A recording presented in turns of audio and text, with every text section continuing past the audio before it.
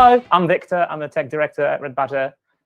As Jimmy mentioned, we're partnering with Split because we both believe in continuous delivery and in that being the right way of delivering software and digital products. So that's what I'm going to be talking about today. I'm mainly going first to make sure that you enjoy the other talks. And I'm going to do that by tackling a really exciting topic, compliance. Hey. Yeah, I've lost you already, right? So the other talks cannot be about something less cool than this. So you're guaranteed to enjoy them, right? But really, I want to talk about continuous delivery and compliance and the moment they clash. And so to begin with that, I want to look at continuous delivery and why we do that in the first place.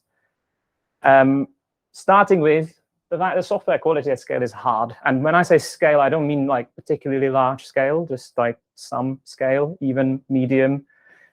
Software gets complicated, testing gets complicated, deployment gets complicated. And so like from experience, we all know that shipping software breaks things. I'm gonna say shipping, and by that I mean deploying, releasing, generally making changes, just because it's a short word. So in other words, shipping equals risk, right? And so it stands to reason that more shipping equals more risk. It's just maths. And businesses, especially regulated ones, don't like risk, though. So how do we take less risk?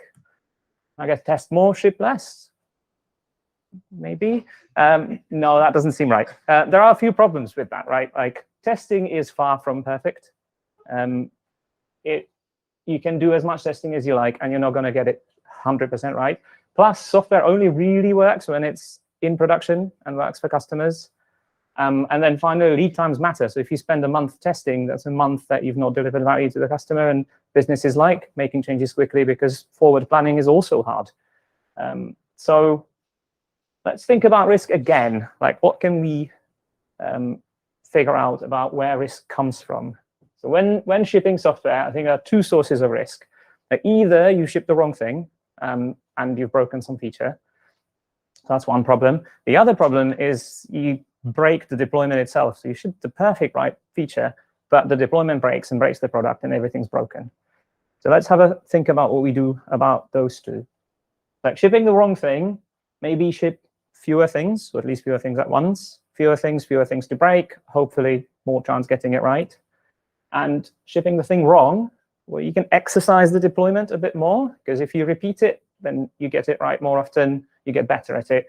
And we can do one better, we can automate it. Right? We can automate the deployment.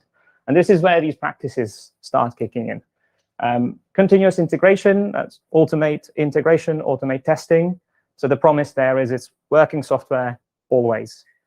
But recall that I just said software only really works when it's production and in front of customers.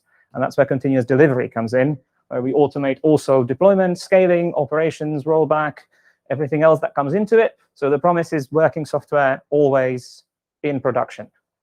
And all that automation is code. And there's a principle I really like that we keep talking about a lot, which is everything as code.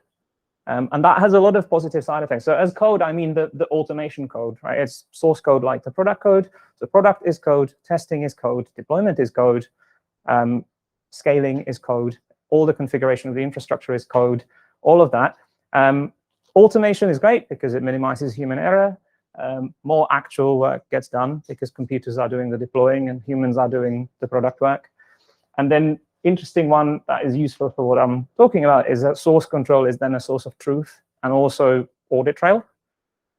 And so the consequences of automating anything then is that shipping almost always works. Like it does go wrong, but when it does go wrong, we can fix things quite quickly because we do it all the time.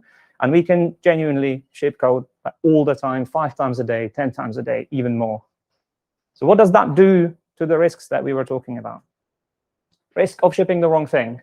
Well, we are shipping a lot fewer things at once. So if I just shipped something and it broke, I know what it was. I can look at why it broke, figure out quite quickly. If I ship 6 months worth of changes and something breaks, it's going to take a while to figure out what was wrong in that deployment. So we've improved things with that, right? And then we've automated the deployment. So there's less chance of shipping the thing wrong. So then shipping is risk and more shipping is less risk, which is what we wanted, right? But but you already knew that, right? At least intuitively, if you've done any software delivery, you probably have the intuition that that works. So here is the promise of continuous delivery in full, right? Working software, always in production, with less risk. Great, problem solved. Job done. Let's go to the pub. Except there's one more thing. Who knows who that guy is? Just like hands up. Oh, that's more than I was thinking. Maybe Steve Jobs, but then I came up with this guy. If you don't know who he is, ask the people who do know. It's a great TV show from 80s, I think, the 80s. So yeah, there is just one more problem, and that's compliance. I clearly had to do the transition again because it's just fantastic. So if you're in a safety-focused or regulated industry, you'll almost certainly have a compliance department or a compliance officer. And when you say, we're doing continuous delivery, we're shipping 5 times a day, they'll say, whoa, whoa, whoa, whoa, you can't do that. And you'll most likely get asked to fill out like a form and convince them that what you're doing is right, tick a lot of boxes, make sure that you follow the policies, and then they will manually check it. And the turnaround will be probably like 2 weeks because there's 2 of them for 15 delivery teams. And they're doing everything largely manually. And you get that, and you feel like, what am I going to do? You just start losing the will to live. But I think we can probably do better. So let's have a think about compliance. And firstly, what is the point of it? And the point is reduce risk. But hang on, we know something about risk. We just thought more shipping is less risk. Compliance is less shipping. So compliance is more risk. That can't be right, right? And people know this, and they deal with it in different ways. Like they treat it as a box-ticking exercise. They just say what compliance want to hear.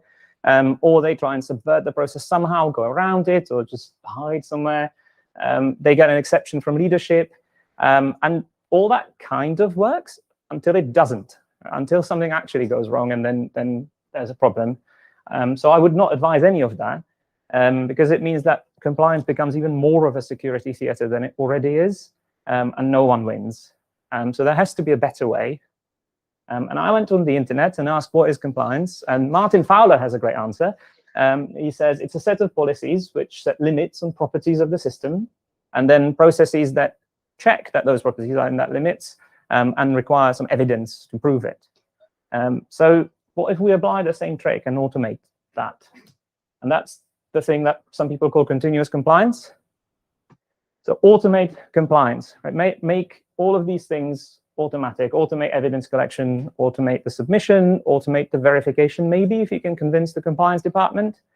And I think the way to think about this, because all of this becomes part of the pipeline that you use to ship your software, that the compliance evidence is actually part of your product, right? If you're in a regulated industry, then being compliant is a feature for a good reason.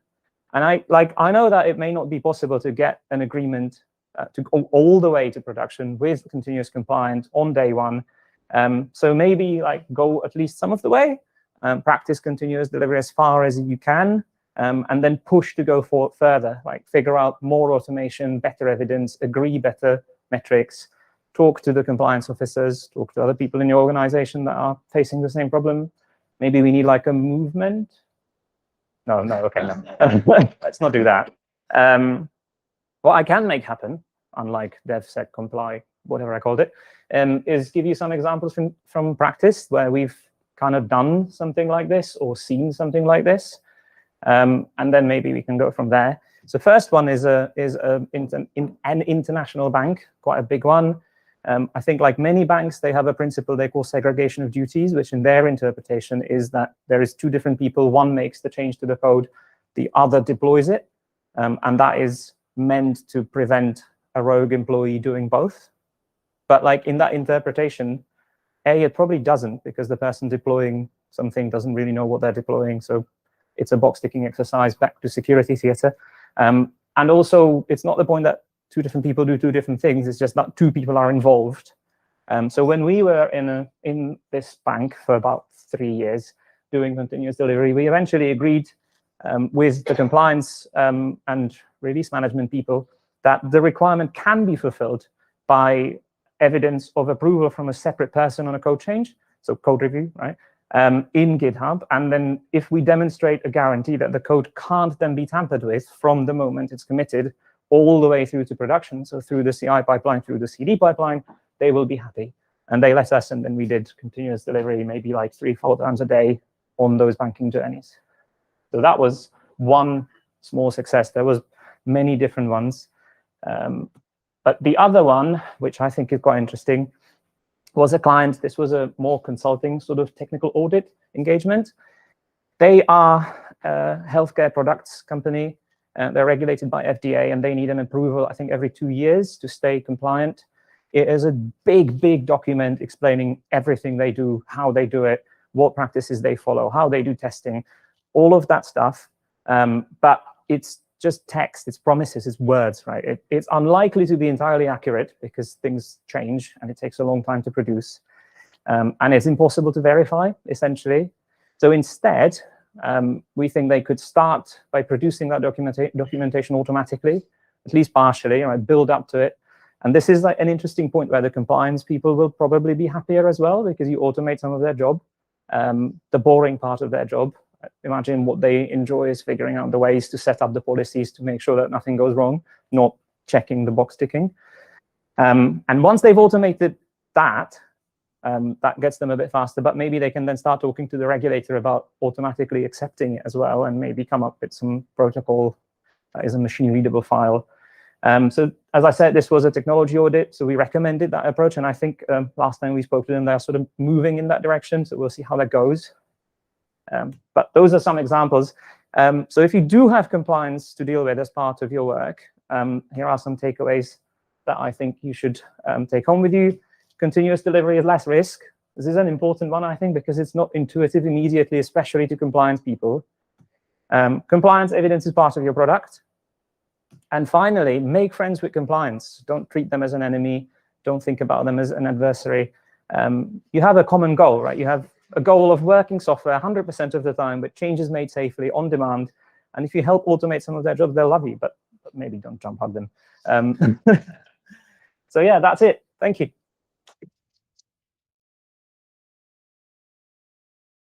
A lot more fancy, but yeah. So I'm here to talk about the evolution of online ordering with Nando's. For the next 10 minutes, I'm going to try to go through where we've been over the last 16 to 18 months and kind of just give you an idea of what we've been doing with Split. I've been leading the implementation of Split on the website. I want to say the website, but it sounds exactly the same.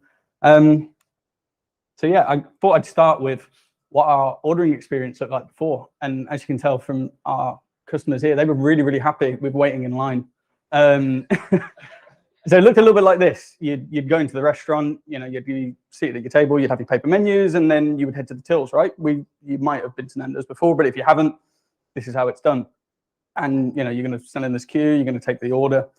But there's kind of some bottlenecks with this process, right? So you've got staff members, as you can see here, they're on the tills pretty much permanently.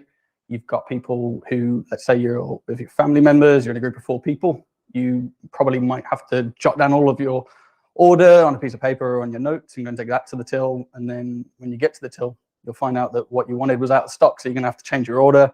Or if you've decided to go on a cheeky date to Nando's, you're going to have to leave the person that you've come with, right? They're going to have to go sit on their own while you go and wait in this line with everybody else. And they're going to be sitting on their own for 15 minutes. So it's not a great process, right? And then fast forward to March 2020, and all of our restaurants need to close. And we need to shut down temporarily. And then when we do reopen our restaurants, who remembers this, right? So eat out to help out. You can't leave your table. You got to, only if you're allowed to go to the toilet. And then yeah, so ordering from the table and table service, that seems to be kind of the norm now, right? So we have to come up with a plan. And the plan went a little bit like this. So in the first phase, we had 2 partners. We've got Vitamojo for collection and for order at table. And we've got Deliveroo to handle, Deliveroo, right? Delivery looked a little bit like this. We all know what Deliveroo looks like if you've been on there. And, you've got your Nando's items there. And on the left, you've got Vitamojo. And yeah, it looks like Nando's aesthetic. It looks and feels like Nando's, but it's not quite Nando's, right? These are platforms that we've used in the first stage for when we reopen, and this is what we're going to be doing. But ultimately, you can see on this on the right there, we've got stage 3, which is we want our own Nando's platform. We want a platform where we can experiment. We want a platform where we can release new features. We don't have to go to a third party to ask them to implement the features. We want to hire developers. We want to set up an entire tech team of people working exclusively at Nando's and move away from these third parties. Ultimately, Deliveroo, we still use Deliveroo for fulfillment, and we still exist on the Deliveroo marketplace. But we still serve our delivery through Nando's platform in stage 3. And then you can see there's a question mark on stage 2. So how do we get from stage 1 to where we want to be in stage 3? What's going to be that kind of question mark in the middle? So we started having to think about it. And how do we bridge that gap? So when we looked at our current feature flags, this is a rough example. You've got your A and your B. You either got A on the left or you've got B on the right. It's either off or on. It's a light switch. You're either going to see a feature or you're not going to see a feature. But how do we get from stage 1 to stage 3 safely, right? So we don't want to go big bang. We don't want to just release it straight to all of our customers. There's huge potential risk with that if it's not working. We've just talked about the risks of continuous delivery and releasing features too fast and too often. So we need to think about how can we gradually roll that out to our customers and limit that kind of risk. So I stole this from Split. So you've got your dev team, you've got your QA, you started testing internally and start, releasing features. You can release them to beta and then you can, release to everybody. But then you've got this portion on the left, which is the continuous delivery, the progressive delivery. And what about when you want to go to 50% of users or you want to go to 5% of users? Currently, our feature flag systems don't let us do that. We've either got A or B. There's just no in between, right? We can't say, well, we only want to show B to 5% of users with our current implementation of what we've got. And what we wanted to do when it came to order at table was we wanted certain groups of restaurants, they're going to continue to stay on that platform, right? They're going to be in that control. They're going to be restaurant A and restaurant B. But they're going to have restaurant C and restaurant D, which are going to be part of our test group.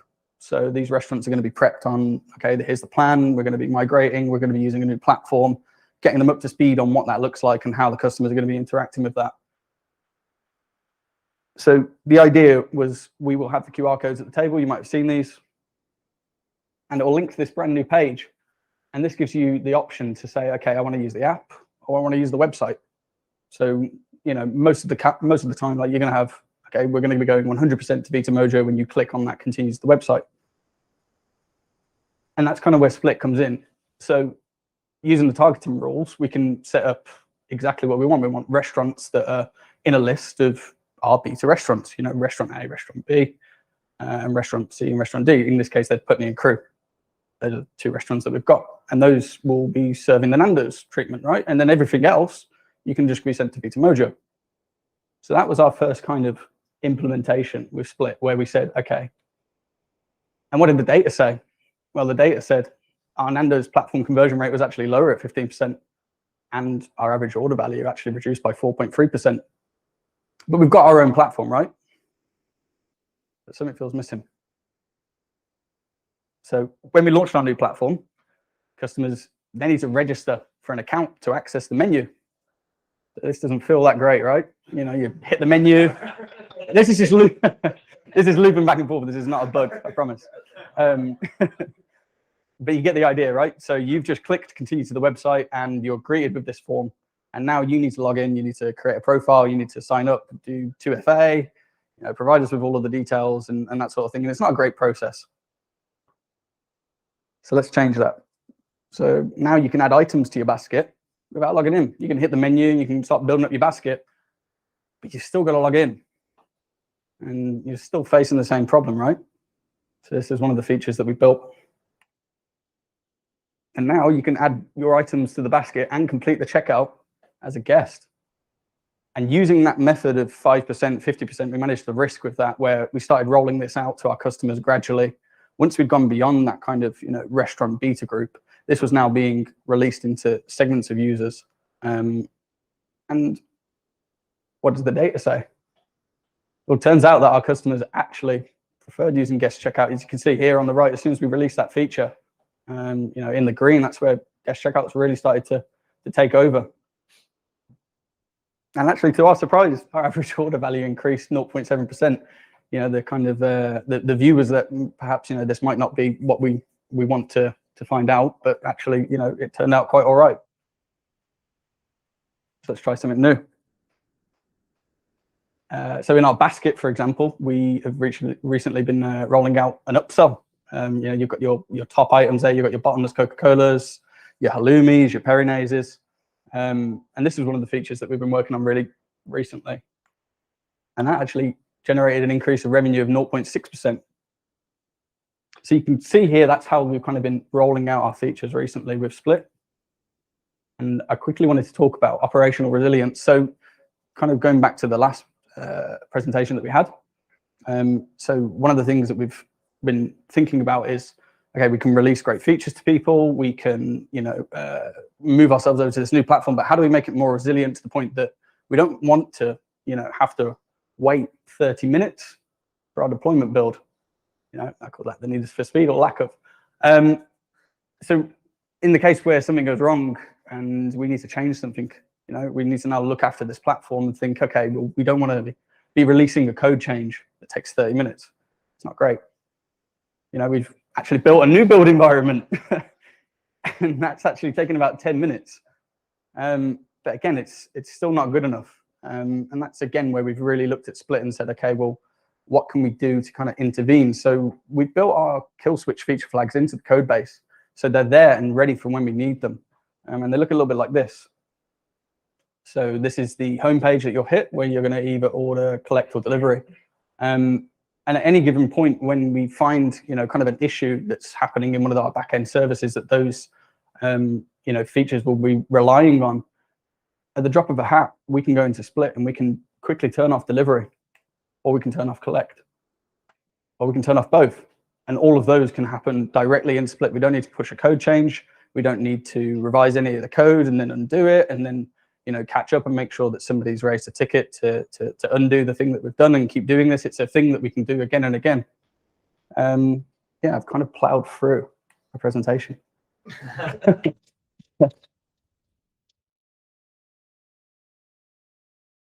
Thank you. First of all, thank you for hosting. I haven't done this in a few years, so I'm pretty excited about this. Cool. So I'm here to talk about when too much of something is a bad thing. So first of all, hi, my name is Xavi. I'm not that kind of Xavi. I hope so, but yeah. And like I said, I'm here. I'm a tech lead at Nando's. I've been with Nando's for 3.5 years now, and I'm here to talk about when too much of something is a bad thing. So just let me take you on a journey. So about over 5 years ago, Nando's didn't have a strong online presence. So in the past few years, there's been a focus on digitalizing. Does that exist? Digitizing the journey, right? The Nando's journey. Most of you might remember 2020. I'm not going to say the C word, though. COVID. Damn it, just said it. So we had to close all our restaurants. That was not fun. But we rolled our sleeves, and so we got to work. Because for us, it was a huge opportunity. We had the opportunity to integrate, modernize, and in some cases, build from scratch new tools for when we reopen without the risk of screwing anything up. Because there was no such thing as production, because nobody was using our product, right? So it was all closed. So that was great. It was great. We were really excited, and it didn't matter if we broke production, right? So that meant that we could deploy faster than ever because we could take bigger risks. When a new manager joins Nando's after they reopen, this is what they find. A list of 61 applications that they now have to get familiarized. 61 different UIs, 61 different experiences. So our tech explosion basically led to a very fractured and incoherent ecosystem of tools without a single source of truth in most cases. Managers had to remember, I need to go to this website to do this tool to do that. And when this says this, I need to log in into this one and do blah, blah, blah, blah, blah, right? So What are the consequences of this? Well, frustration increased, engagement decreased. I'm talking about Nandocas, which is our staff. And so efficiency also decreased. Managers had to spend loads of time basically dealing with tools, dealing with a computer, instead of running a restaurant, instead of caring about the people they're managing and they need to mentor and lead. With things like, this is a real quote, by the way. I know it looks made up, but I have enough apps going in my life without adding another one. And this is from Frustrated Manager. They recognize that it's been great over the past years to get great tools. There's just a lot of them. And so their jobs get harder, basically. So how do we solve this? We decided we need to create a single point of access for those tools, at least bring them back together in a hub. But we're going to go a little bit beyond that strategy. We're going to focus on content.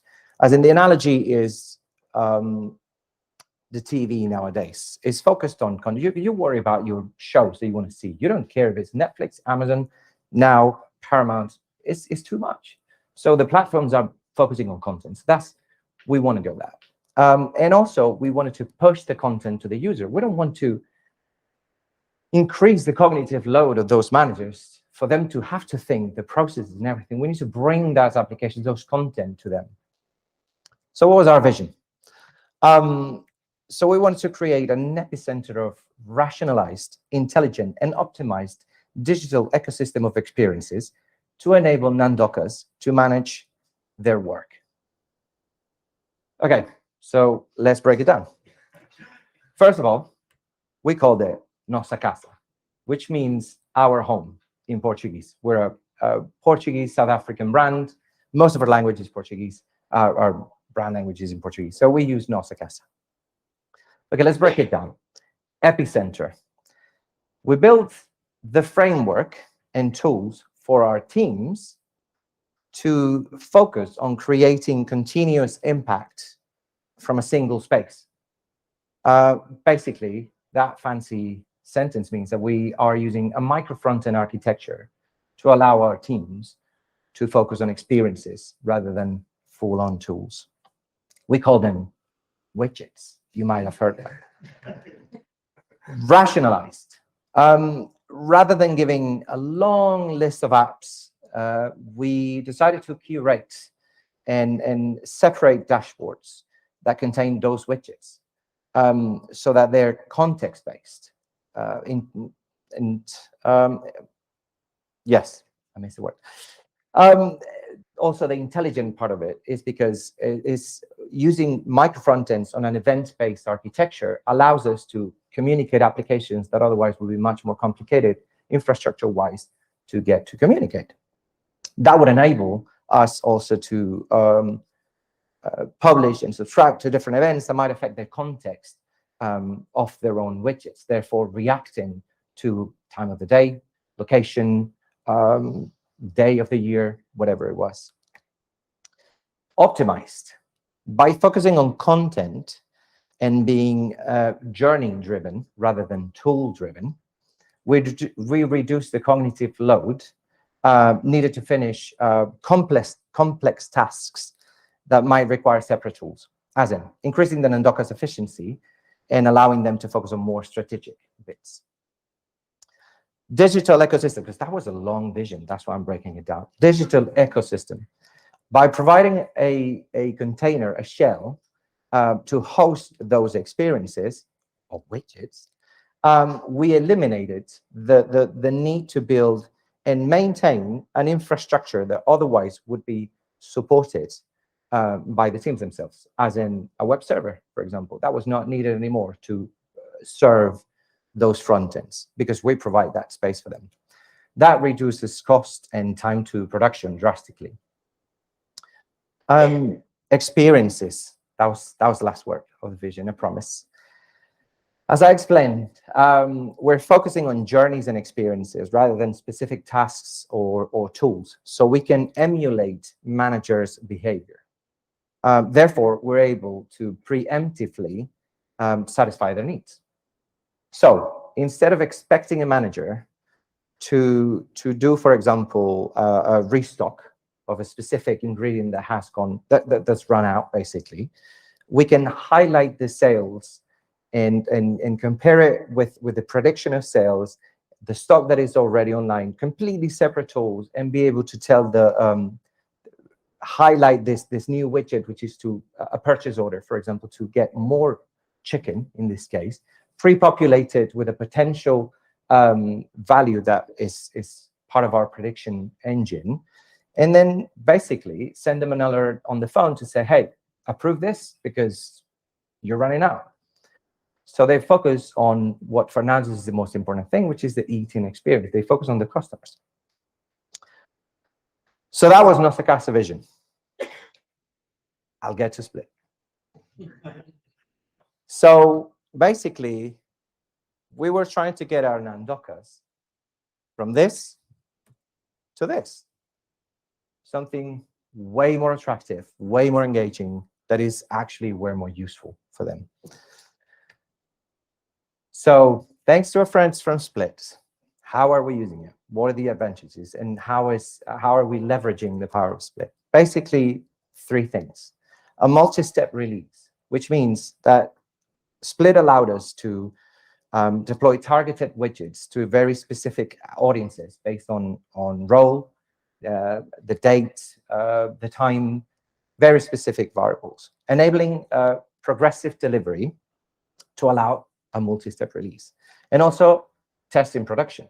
Like that was a big, because this basically sped up our process of MVPs or proofs of concept that can go into production, and allowed us, don't tell this to anyone, to make changes without pull requests.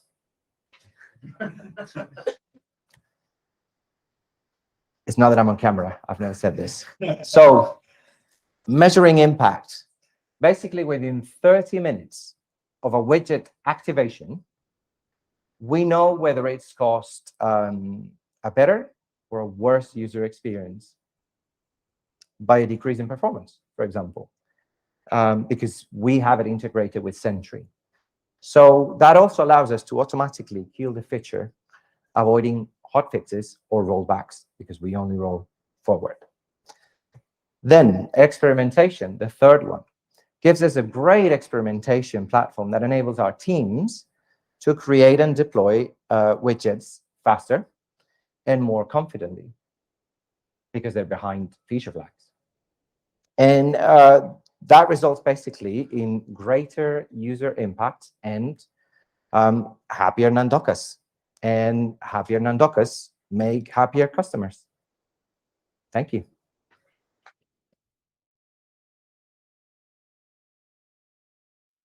How many people know Split as a company or have used Split? So how many of you are not familiar with Split? Okay. About 8 years ago, we had a group of engineers and they got together and they said, we've built all these great feature flag systems, but we believe that feature flags alone without data leaves a lot of value on the table. And from there, we built the company up. And now we work with companies like JP Morgan Chase, SAP, Swedbank, Rabobank, Apple, ABN AMRO, the Nandocas, who just did a fantastic job, by the way, and Kazoo here locally, and many, many, many others. And we help them to solve 4 problems. We help them to release features more quickly, and as discussed, while releasing features more quickly, mitigating risk, and then measuring how the features they roll out are affecting the real user's experience and the business. And then finally, and hopefully most importantly, we help them to improve the quality of life of the engineers, because when engineers spend their time building new functionality rather than fixing things, when they don't have to do late night releases, no more war rooms, no more triage, when they have a good, clear understanding of how the features that they are rolling out are affecting the business and driving outcomes, they tend to be happier engineers, easier to attract and retain great talent. So those are the 4 problems we solve. Release more quickly, mitigate risk, measure and drive outcomes, and improve the quality of the engineers. I'm here today with my good friend Heather, who's going to do the rest of the presentation. But we've got a local team, Vi here, who's one of our customer success people. We've got Temi and Iram, who are really amazing solution engineers. And I'm actually joined here by our CFO, John Capoletti. So if anybody wants a discount or is unhappy with their bill, you know, wants to complain about the moth, you get it. Anyways, we're grateful for you all coming. And with that, I'll hand it over to Heather. Thank you, Heather.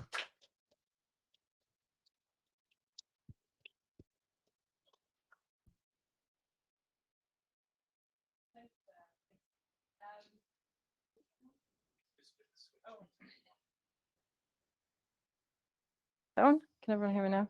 Great. Okay. Cool. Yeah. So thank you again for having us here, and for Red Badger for hosting the first community event as well for us.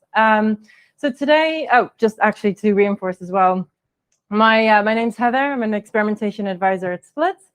I've been with Split for about 6 months, and loving it, and love working with all our great customers, and yeah, really happy to be here. So so as Ben was saying, for the next 20 minutes or so, going to talk about the value of measurement and product experimentation in Split. So this is pretty much going to reinforce a lot of what Nando's have talked about as well, and how they're using Split, how they're using experimentation as well. So hopefully there'll be some parallels and familiarities there. There we go. So Ben already kind of did a great little icebreaker there, but I have another icebreaker here. So for those who may or may not be familiar with experimentation, the first part of this presentation is going to be kind of more to do with the value of experimentation, the value of measurement, and then getting into, how you can do that within Split. So at Split, we have a lot of B2B customers. Their goals are primarily generating leads and driving revenue. So we do then end up having the primary action for users, which is filling out forms, giving us your data. Now, I'm sure we've all been burnt in various different ways with really poor form UX. So whether that's spending hours trying to figure out why is this not working, why is there an error, why do they need this information, loads of different reasons. So this is really big pain point for a lot of our customers. And kind of going to ease in with a nice, easy experiment here, but it has a really strong message. So some of the key pain points we get here are, why do you need this information? Is this page secure? What are you going to do with my phone number? And am I going to be bombarded by salespeople trying to get me, schedule a booking? Do I know what the steps are? What happens when I press submit? Are they going to ask for my credit card details? The list is endless. And a lot of our B2B customers, where they do struggle with low traffic and things like that, this is a huge blocker for them. So there's a lot of experimentation opportunity here.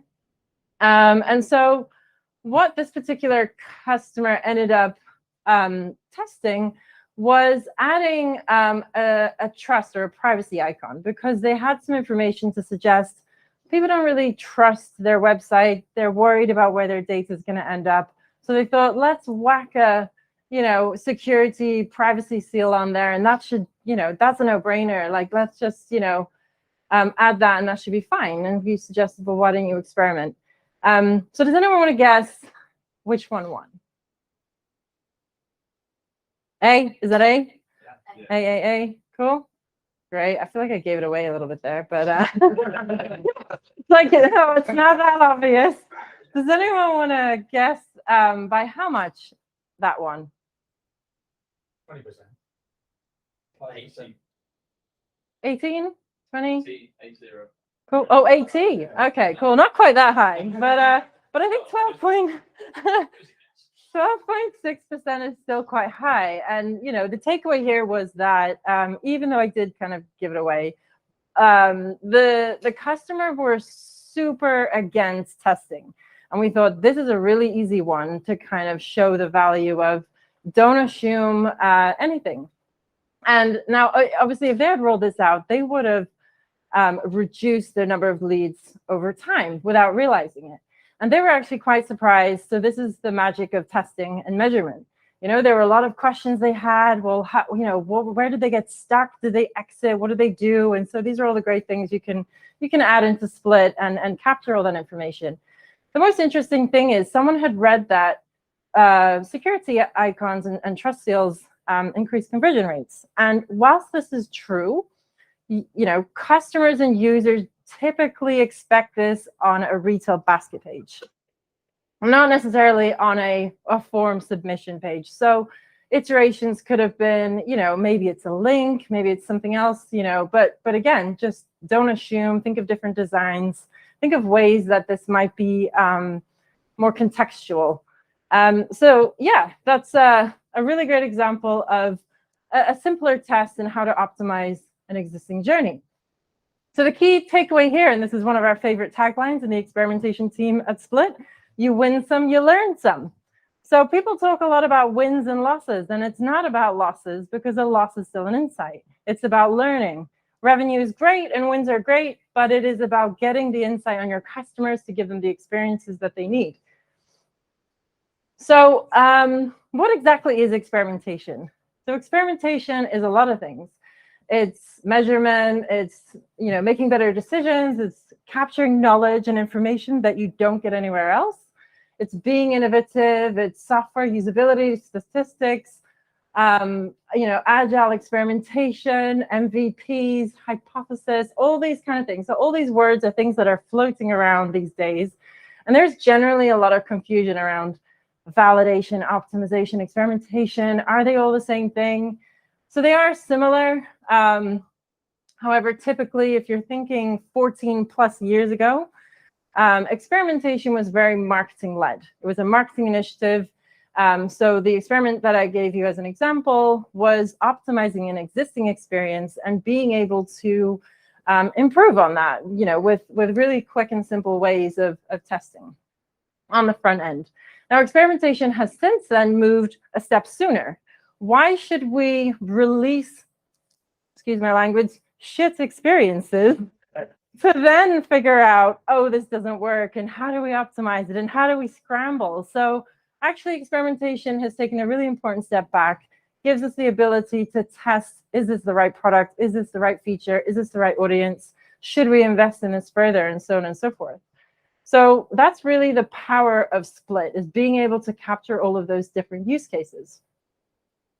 So experimentation is typically A/B testing, split testing, and I think the Nando's team as well, they explained this concept, and I think you had exactly the same image, I think. So yeah, so you're familiar with this image, but effectively it's randomly bucketing your digital traffic into groups, being able to serve them into 2 or more groups typically, being able to serve them particular treatments, targeting based on different audiences, because we know that users inherently behave differently, and we want to be able to put this into cohorts and segment and all that kind of stuff. So testing gives you the power to be able to test those different experiences. We also then, as I mentioned, thinking about the product side, we have a lot of customers who do a lot of testing on the back end. So testing on their code bases, how do they improve performance? How do they mitigate risk? Again, thinking about percentage rollouts. How do you, test to 10% of your users before rolling it out? How do you roll back really quickly without code releases and code changes? And, you have the flexibility to do all of that really quickly, thus reducing risk, mitigating risk altogether, monitoring those important metrics for your business whilst capturing data that you don't already have. So that takes me to my last point, which is making data-driven decisions. So being more data savvy, data informed, moving into that agile way of thinking. So I think there's been a lot of similar words flying around: progressive delivery, continuous delivery, experimentation, agile experimentation. They're all very similar in the sense that there is no end goal to experimentation or end goal to your product. You're always going to continue wanting to know what do our customers want, how are their needs and behaviors changing, and having a tool like Split and understanding your data and leveraging that to adjust your roadmap is going to be extremely valuable. And so anyone really involved with building digital products should be doing measurement in some way or experimentation to make your life easier. So I'm going to go into a couple of do's and don'ts. So how do organizations make decisions if they aren't data savvy? So let's go back to, I think it was 1964. So going a little bit back. Everyone's familiar with Coca-Cola. So I'm going to talk through the consequences when you don't understand your customers. Now, this is maybe taking a little step back, but you can apply it to a lot of situations which we do see with customers today in the digital space. Oh, 1948, sorry, even further back. So back in 1948, Coca-Cola dominated well over 60% of the US market share in terms of their brand, their products. They were smashing it and they were happy and they were in their happy little world.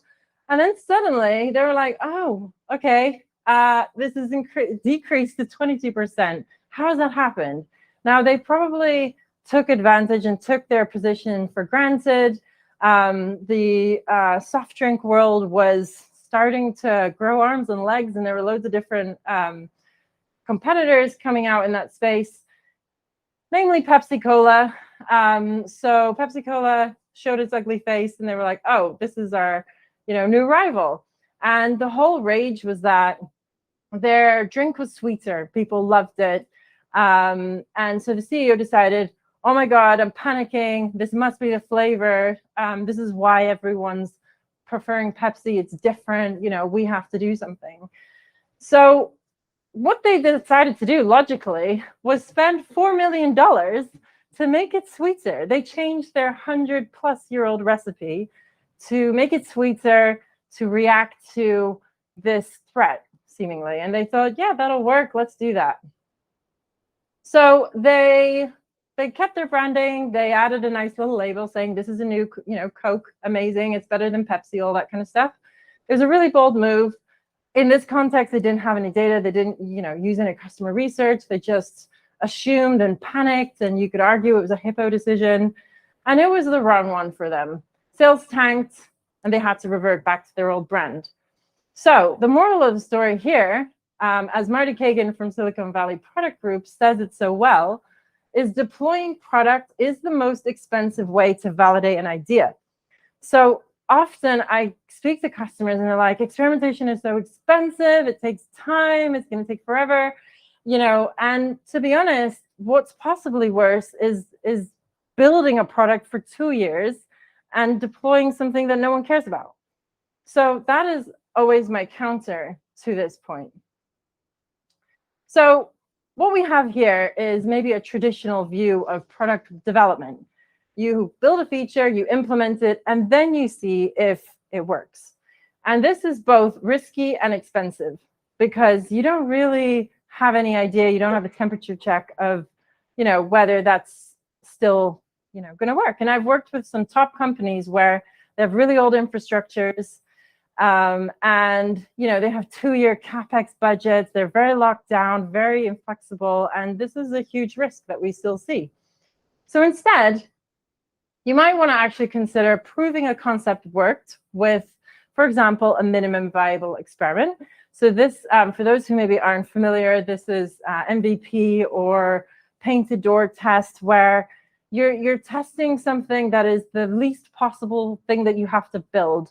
If it works, if people engage with it, if people show appetite, then you might say, okay, let's throw more money at it. Let's see what the data is looking like, and then let's go on from there. So the win-win there is that if it wins, great. Maybe you secure more budget and you take it a step further and you build it. If it loses, don't build it. Maybe iterate on it. If it's worth looking at, well, we maybe have to think about the hypothesis. Maybe we have to move a different direction. But basically, you either make money or you save money. So experimentation is a win-win because you're making money or saving money. And I'll talk a bit later about some of those other value levers. So how should organizations make decisions? So this is a really great example. What you're looking at here is a World War II aircraft. And you might be wondering, why am I looking at a World War II aircraft? But those red dots that you see are basically representing bullet holes. So the mechanics at the time were tasked with the job of, we need to better armor or armorize, I don't think that's a word, but reinforce our planes so that we can protect our pilots and make better airplanes and that kind of thing. And so they're looking at this and they're thinking, okay, well, obviously, you know, we put the armor where the bullet holes are. So what does everyone think about this? Planes that made it back. Sorry? Planes that made it back are the ones that Sorry. see the opposite of the theory. The ones who made it back, that's where you should be applying the armor, not in the places. The planes who got shot in the other places never made it back. Exactly. Yes, so I can tell you've been doing experimentation and you are data-driven. Because a lot of people have got this wrong. And they're like, oh yeah, put it where the red dots are. So yeah, exactly that. You know, you don't think logically. You're thinking these are the planes that made it. What about the ones that didn't make it? And those were actually the ones where the bullet holes were pretty important parts, like the engine, the propellers, you know, maybe the areas that you have to add that extra armor. So in this case, it was exactly that. It was where the bullet holes aren't. So this is actually trips a lot of people up, surprisingly. But the point here and the takeaway is that don't assume, look at data closely, you know, track the right metrics, really think about how you're, you know, what the problem is and the degree of the problem and the scale of the problem before you start solutionizing. So again, this is where Vi comes in. Vi had a McDonald's breakfast this morning, but but the problem here, and I promise you there is going to be context around this, but the problem here is what's for breakfast? So McDonald's in the US, McDonald's love their healthy breakfast, and I can't really blame you know, the Americans in this case because we have it here as well. But I'm going to go into a concept here. But who would have a milkshake for breakfast, or who would have a McMuffin for breakfast? McMuffin, milkshake. I don't think the milkshake appeals to anyone. Who wants a milkshake for breakfast with cream on top?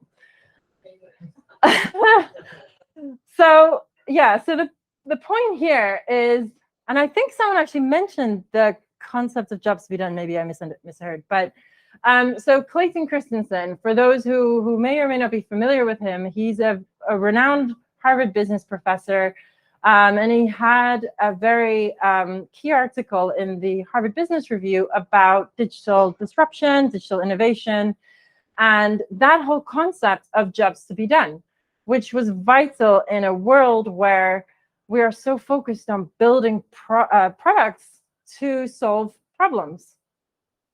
So when we talk about the concept of jobs to be done, we all have a lot of tasks in our lives or jobs to be done. Sorry for repeating it. You might want to pass the time while in a queue. You might be trying to find a career. You might, you know, be really busy and need to have ready meals available to you. So in the case of this McDonald's example, and again, bringing that back to product experimentation, whether that is online or offline, it's not necessarily always about changing the product and reinventing the wheel. It's about changing the experience and really putting it back to what is the point of this product? Why are we building it? What's that customer experience?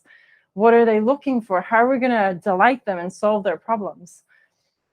So your jobs to be done in this case is McDonald's identified they had these two products, but they didn't necessarily sell the milkshake for breakfast in the US. So surprisingly, people were really open to it. They thought, we're busy, we're driving to work, you're on a tube, you don't want to have your McMuffin down your shirt. So the milkshake was, you know, a better option. You can hold it, you know, you can drink it on the go, you can put it in your cup holder.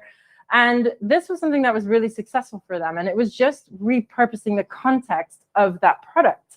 So again, you're not reinventing the wheel, you're thinking about the context.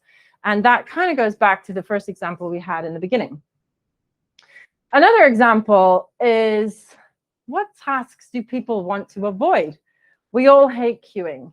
So we came up with things like click and collect. We came up with things like, maybe you hate shopping. So you're gonna go and get an online delivery instead. You're saving time. We're busy people. We have a really short attention span. And even further than that, you know, people don't want to maybe deal with the really rubbish substitutes that you get. So instead, they're like, okay, we can still save you time and you can check out yourself while you're at the supermarket. So these are all great inventions in the last couple of years in the digital world where we're creatively problem solving. And this is exactly the same thing you want to apply to your products. And I think Nando's was a really great example as well of solving that problem with their online ordering journey. Another last example, I promise. But in the US, and I think my US colleagues will be familiar with NyQuil, I've never used it. Apparently, it's a bit like Lemsip, except you can't drink it. You can't drink the whole bottle. It's like, you don't want to drink the whole bottle. But it does a similar thing. And so for this, NyQuil had paracetamol, pain relief, also help people sleep. And they found that a lot of their users, maybe 80% of their users, were using it for sleep only. So they thought, great, we can spend way more money building a whole new product just for sleep. And win-win for everybody. People aren't dousing themselves with unnecessary meds, but they're getting what they need and we're getting more money. Great. So again, this is a really surprising way of how people have used data to enhance their own products, not have to reinvent the wheel, and so on and so forth. But there is a cost to that. You could design the most perfect pavement, but people will still create their own workaround because maybe you haven't tested it. And maybe you're like, okay, well, if that doesn't work, your users are going to go off and do their own thing. And there again is the need for measurement, the need for tracking and figuring out if they're not doing what you want them to do. You need to track and figure out what are they actually doing so that we can work with that. And actually, my favorite example is this one, where you've created the most brilliant UI. Your designers are amazing, world-class, and this is your users, right? They're totally going to ruin it. They're going to ruin it, and they're going to be like, you know what? This doesn't work for me. And that is, again, the cost of not putting your customers first, the cost of maybe the hippo approach, maybe, whatever. It's so important to have a successful product, to have a customer-centric product, to put those values first. So this is then all about the concept of design thinking. You start to think about, okay, what's the problem? What are the 10 possible solutions? How can we test that? What's the best way to save money? How do we build that into our agile roadmap? And these are all things that you can do with Split, which is my last couple of slides are about how Split will help you do that. And like I said, Nando's have done a really great job already of explaining the value of doing that, the risk mitigation and all of those things. But it is a win-win for everyone because the customers are happy, they get the best experience. We're keeping up to date with their ever-changing demands and changing behaviors. You have the ability for product teams to measure those behavior and business metrics, so things like engagement and conversion. But your engineering team is also not left out. They might care about things like latency, degradation, unexpected bugs, where together in one platform, you have that single view where you can say, okay, well, there isn't a cost to our other metrics that we care about, but we do see behavior, there's a positive influence there, and so on. And again, it gets into that cycle of progressive delivery. So a couple of examples of some of the benefits of measuring in Split. So there are loads of ways that you can analyze data. A lot of our customers use GA, Telium, lots of third-party tools. And Split does a really good job of complementing that data. We have the ability to have complex calculated metrics within the platform, performance and behavioral metrics, set up alerts to do a lot of the heavy lifting for you. We calculate statistical significance for you so that you don't have to do that heavy lifting yourself. And you have that ability to allow analytical users to go in and see how their products are performing. So I won't go through everything, but there are a lot of benefits to using Split to help you monitor that. It'll save you time, effort, and help you make smarter decisions in a really quick way. And so what I'm going to leave you with is, whilst feature flags allow you to work faster, measurement allows you to work smarter. And here are a couple of examples of those value levers I mentioned. Yes, it's all about revenue. We love revenue. Everyone wants to increase revenue, but it is about learning. It's about that risk mitigation piece, de-risking deployments, things like the feature rollout, canary releases, painted doors, increasing revenue, doing down funnel checkout revenue focused experiments.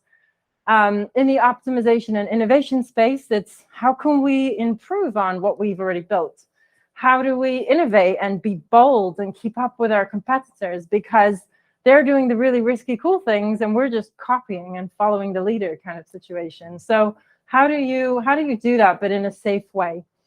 And then the last one is really important, where you can start to think about categories. Some experiments are purely about insights and research and data. How do you just simply learn more about your audiences? How do you gather more data to feed into that innovation piece? And there's a couple of different types of experiments below, which will help you think about all the different opportunities and ways that you could do that within Split. And that is it. I